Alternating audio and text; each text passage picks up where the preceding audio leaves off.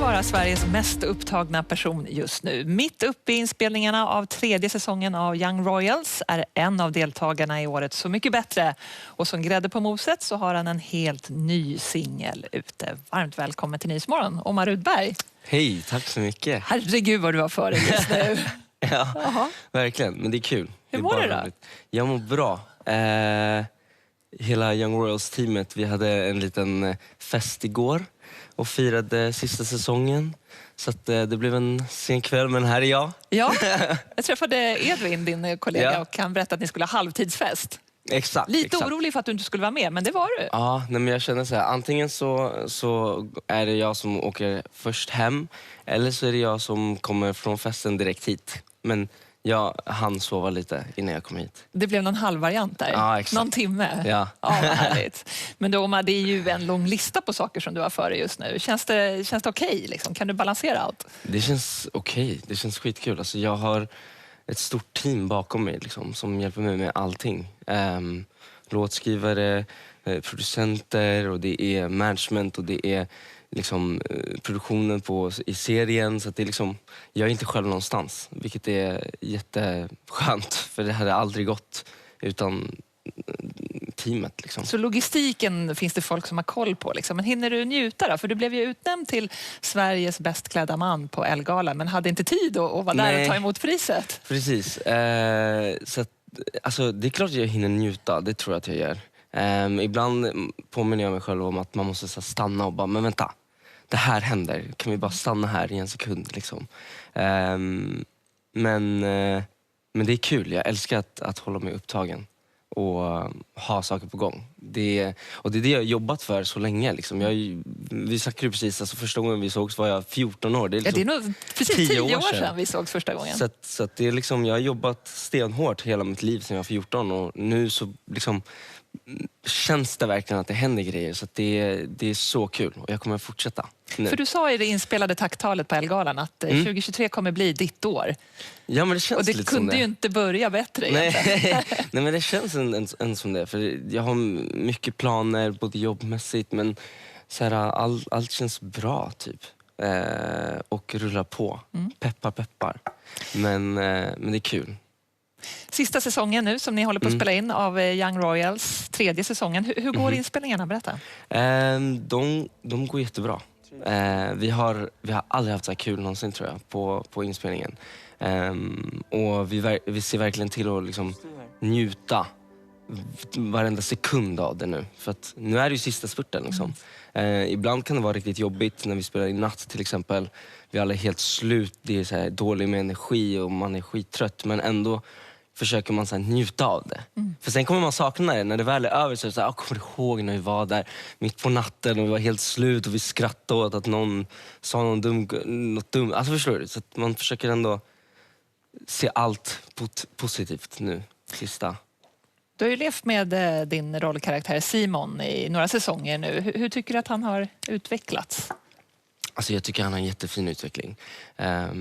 Verkligen. Och jag tycker hela storyn har en jättefin utveckling tack vare Lisa Ambjörn som skriver storyn tillsammans med hennes kollegor. Och den kommer att bli så fin. Alltså, säsong 3 känns verkligen som en fin avslutning liksom. Edvin sa att det är en känslomässig berg- och dalbana verkligen. Det är det verkligen, absolut. Alltså, om man tyckte att 1 och 2 var jobbiga, så är den här liksom, det här är ny nivå.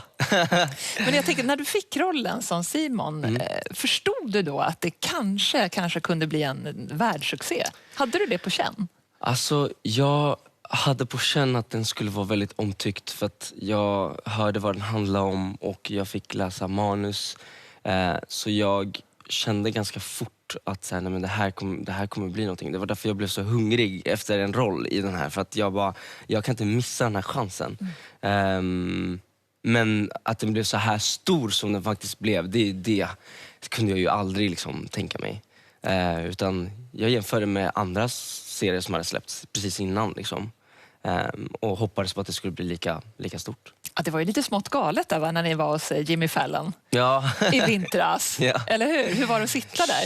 Det var... Ja, kolla. Nej, det var helt sjukt. Alltså jag kollar än idag på det här. Det känns så sjukt. Alltså jag och Edvin hade verkligen en sjukt rolig resa. Alltså.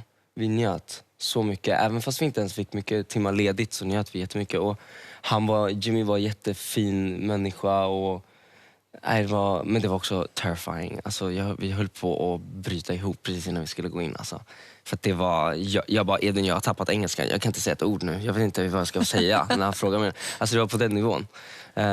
Och ändå pratar ni ju så bra engelska så till och med Jimmy Fallon fattade inte att det var ni som faktiskt pratade engelska. Han trodde att det var dumpat. Ja, exakt.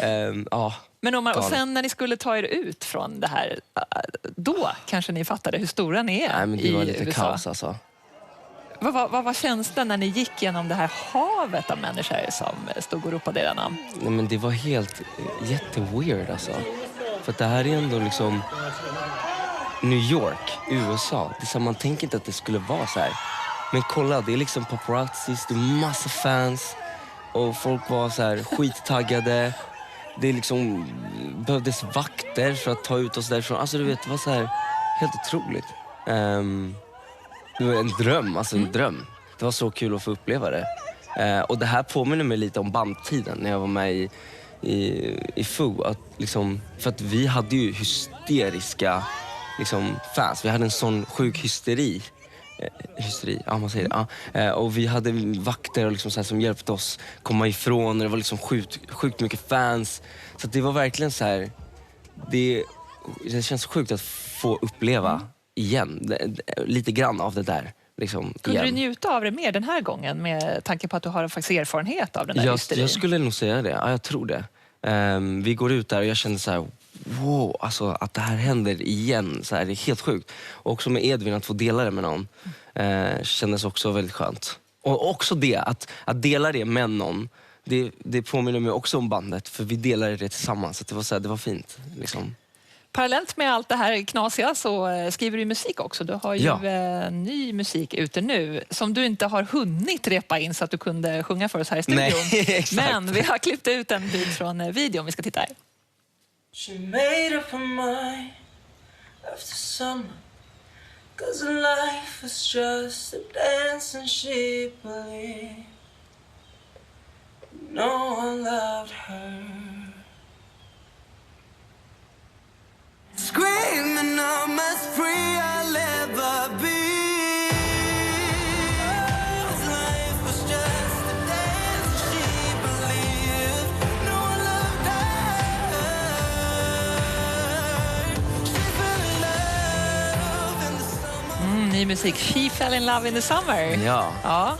Vad handlar det om? Finns det någon speciell she här? Eller? Nej, alltså det är en fiktiv she.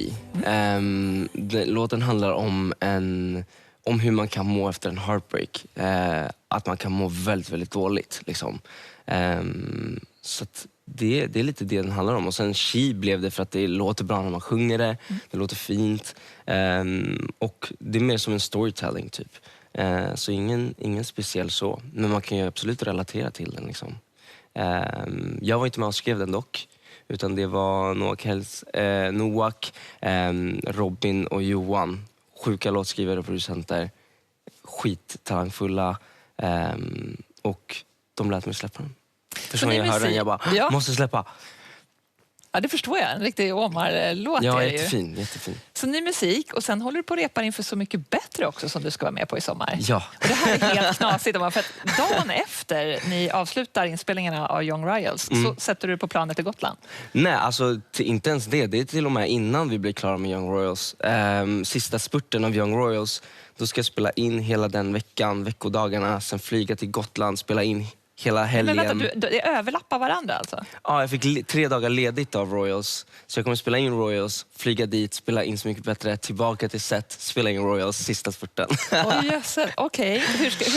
Hur ska du hantera allt det där? Hur känns det? Men det är ännu en gång, då har jag liksom ett team som hjälper mig skitmycket. Fast de kan ju med all respekt inte sjunga låtarna och stå där på Grågåsen på Gotland. Ja, nej, men de liksom hjälper mig med att liksom färdigställa grejerna. De hjälper mig boka repet. De hjälper mig ta mig till dit jag ska. De säger till mig, du ska hit nu och sen ska du dit. Så att det går. Det kommer bli tufft just de 2 veckorna där. För att det kommer bli inspelning liksom, alltså mer än 8 dagar i sträck. Och Så mycket bättre inspelningarna är väldigt långa har jag hört. Så att det kommer bli lite sömn, men det kommer bli värt det, 100%. Vad ser du mest fram emot då på Gotland där? Alltså bara sommarkänsla, hänga där med alla, få uppleva det och få höra på fantastisk musik och bara också så här, få en liten paus av Royals och liksom spela in någonting som har med musik att göra är också så här fantastiskt. Och sen kunna gå tillbaka till Royals och bara, det är bara fantastiskt allting. Det ska bli skitkul. Ja, lycka till nu med allt som du har framför dig. Det ska bli väldigt, väldigt roligt att få följa också. Och sen få se, när har 3:e säsongen premiär? Vet du det? Det vet vi inte. Nej. Det har inte blivit annonsed. Men, när det är klart helt enkelt. När det är klart. När du är klar med Så mycket bättre. Ja. Exakt. Tack Omar och lycka Tack till så nu. mycket. Tack.